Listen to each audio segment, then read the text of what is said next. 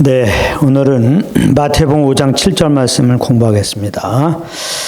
마태복음 5장 7절 말씀 보면은 긍휼히 여기는 자는 복이 있나니 저희가 긍휼히 여김을 받을 것이며 이렇게 말씀하고 있습니다.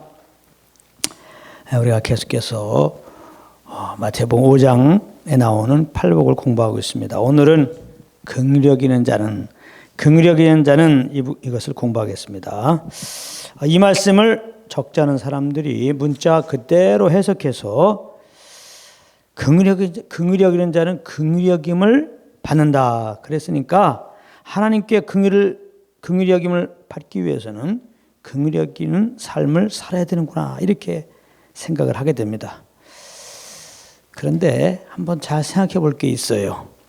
이러한 마음의 정함 따라 과연 긍휼히 여기는 삶을 살 수 있는지, 이 말씀을 모르는 세상 사람들도 나름 양심이 있어서 그렇게 살겠다는 결단을 하곤 합니다.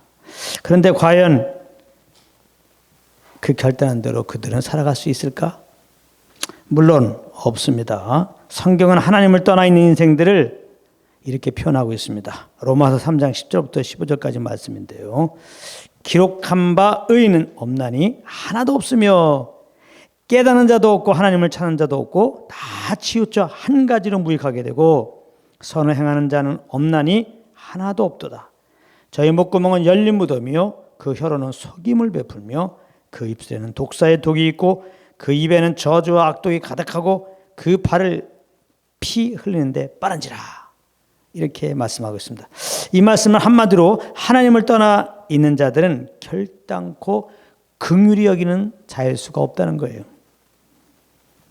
그런데 이렇게 말하면 혹자는 그렇지 않다 그러면서 예수님을 안 믿어도 이웃을 긍휼히 여기며 사는 자가 얼마나 많은지 모른다고 하면서 이런 예들을 듭니다. 어떤 할머니는 일평생 김밥 장사하면서 모은 1억 이상의 많은 돈을 어느 대학에 기부했다느니, 또 어떤 젊은이는 지하철에 떨어진 어떤 사람을 구하려다가 죽었다는 등 이런 예를 이렇게 들기도 하는데요. 그러나 이런 것이 하나님이 인정하는 긍휼이나 사랑이 될 수 없는 것은 이것은 다 사람으로부터 나온 긍휼이며 사랑이기 때문입니다. 즉 자기 의로 한 것이기에 하나님의 의만 받으시는 하나님 앞에서 이런 행위는 그저 더러운 옷에 불과할 뿐입니다. 성경은 이런 부분을 분명하게 말씀하고 있는데 고린도전서 13장 3절 말씀에 보면은 내가 내게 있는 모든 것으로 구제하고 내게 있는 모든 것으로 구제하고 또 내 몸을 불사르게 내올지라도 아주 온 마음 다해쳐요. 다해갖고 지금 나름대로 사랑을 베푸는 겁니다. 내 몸을 불사르게 내올지라도 사랑이 없으면 내게 아무 유익이 없느니라 이렇게 말씀하고 있습니다. 모든 것으로 구제하고 또 내 몸을 불사르게 내어주는 것이 세상에서는 엄청난 사랑이라고 말하는데, 그런데 그렇게 할지라도 사랑이 없으면 내게 아무 유익이 없느니라 이렇게 말씀한단 말이에요. 이게 무슨 말씀이냐 하면 하나님은 사람으로부터 나오는 그 어떤 행위도 설사 그것이 온 세상으로부터 칭찬받을 만한 일이었다 할지라도 결코 인정하지도 받지도 않으신다는 그런 말씀입니다. 왜냐하면 하나님은 우리의 의를 받지 아니하시고 하나님의 의만을 받으시기 때문입니다. 그래서 예수님께서 주신 그 사랑의 기초에서 한 사랑이 아니면 아무것도 아니라고, nothing, 아무것도 아니라고 하신 것이고 오늘 긍휼에 대한 것도 마찬가지입니다. 절대 하나님의 긍휼을 입어서 그 입은 긍휼의 근거에서 나타나는 긍휼이 아닌 것은 혹 누가 흡사 온 세상 사람들이 박수칠 만한 행위를 했다 할지라도 그것은 nothing, 아무것도 아닌 것입니다. 우리가 꼭 알아야 할 것은 긍휼은 사람에게 속한 것이 아니고 하나님께 속한 것이라는 것입니다. 시편 기자는 시편 62편에서 이렇게 고백합니다. 시편 62편 12절에 보면 주의 인자함도 주께 속하였으니 주의 인자함도 주께 속하였으니 그렇게 표현하고 있어요. 여기 인자함이란 단어는 킹 제임스 성경에는 멀시라고 번역했어요. 이것은 긍휼이죠. 긍휼로 번역했어요. 그래서 주의 인자함도 주께 속하였사오니라는 것은 주의 긍휼함도 주께 속하였사오니 그런 의미인 겁니다. 긍휼은 하나님께 속했다는 것입니다. 그러므로 본문에 나오는 긍휼히 여기는 자는 하나님의 긍휼을 입고 구원을 받은 그리스도인을 말하는 것입니다. 그리스도인은 긍휼히 여기는 자로 새롭게 된 피조물인 것입니다.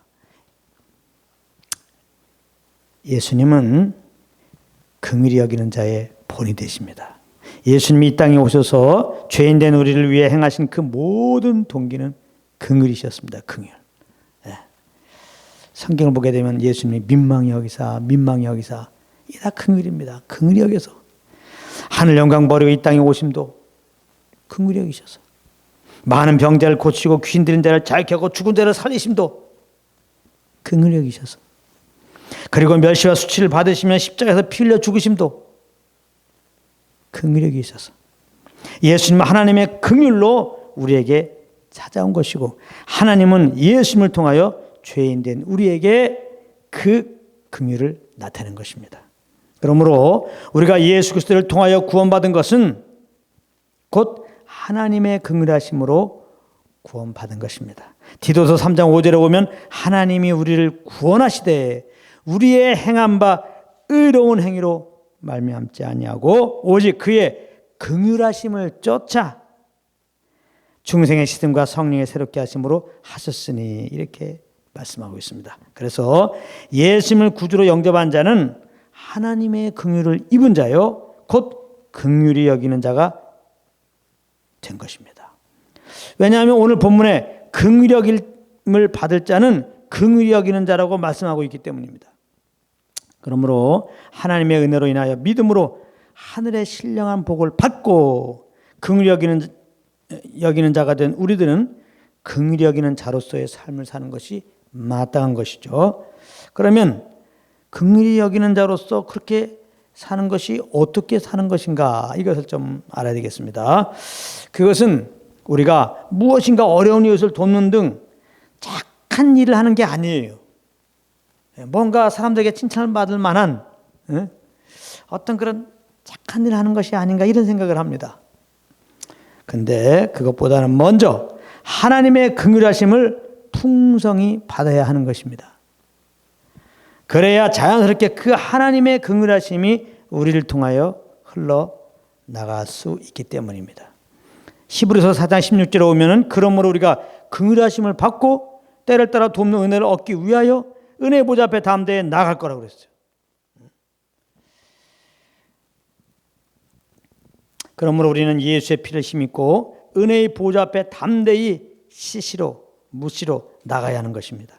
은혜의 보좌 앞에 나아가 하나님의 긍휼을 받는다는 것은 긍휼하신 하나님께 나아가 하나님과 사귐을 통해서 우리를 긍휼히 여기시는 하나님을 성령의 도움으로 알게 된다는, 맛보게 된다는, 경험하게 된다는 그런 말입니다.